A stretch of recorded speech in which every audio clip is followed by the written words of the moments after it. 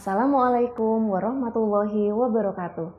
Perkenalkan, saya Dr. Prenali Dwisti Satwika, spesialis penyakit dalam dari Rumah Sakit Khusus Bedah Anur, Yogyakarta, DIY.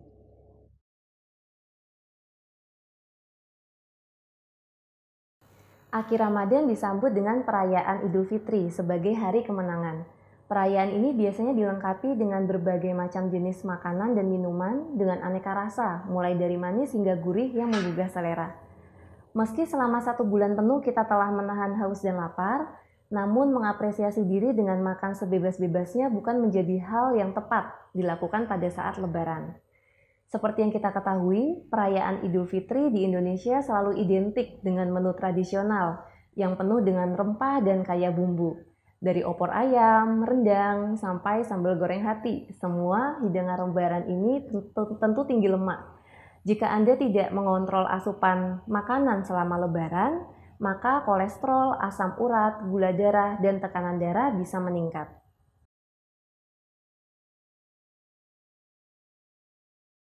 Ya, berikut beberapa tips untuk tetap sehat setelah Ramadan. Yang pertama, awali dengan makan makanan berserat tinggi. Kurangi makanan atau minuman yang mengandung karbohidrat sederhana seperti makanan atau minuman yang terlalu manis. Cara terbaik adalah dengan cara mengurangi nafsu makan kita dengan mengkonsumsi sayuran dan juga buah-buahan terlebih dahulu. Sayuran dan buah mengandung nutrisi yang penting serta serat, di mana makanan yang berserat tinggi dapat memperlambat pencernaan makanan sehingga membuat kita merasa kenyang lebih lama. Rasa kenyang ini akhirnya membuat kita tidak berlebihan dalam mengambil makanan yang kurang sehat dan berkalori tinggi. Kemudian yang kedua adalah menghindari makanan berlemak serta bersantan. Upayakan menghindari lemak jenuh dan lemak trans karena dapat meningkatkan kadar kolesterol jahat. Lemak jenuh dapat berasal dari sumber hewani, antara lain susu full cream, mentega, kulit ayam, lemak pada daging. Kemudian bisa juga diperoleh dari sumber nabati seperti kelapa, santan, krimer kopi, dan juga minyak sawit. Lemak trans bisa ditemukan pada makanan yang digoreng secara komersial, pada biskuit, kue, dan kerupuk.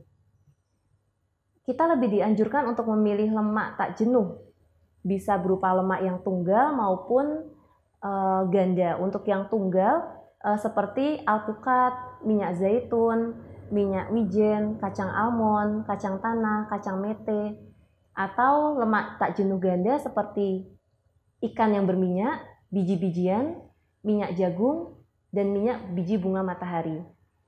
Bila tidak ada larangan untuk makan kacang-kacangan, misalnya asam uratnya dalam kadar yang normal, maka kita bisa menambahkan asupan kacang dan juga biji-bijian dalam porsi makan sehari-hari untuk memenuhi kebutuhan lemak yang baik. Ketiga, atur kembali pola makan.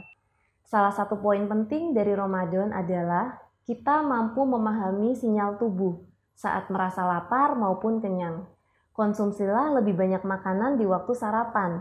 Hindari makan terlalu banyak setelah pukul 19 malam karena tubuh tidak terlalu banyak melakukan aktivitas.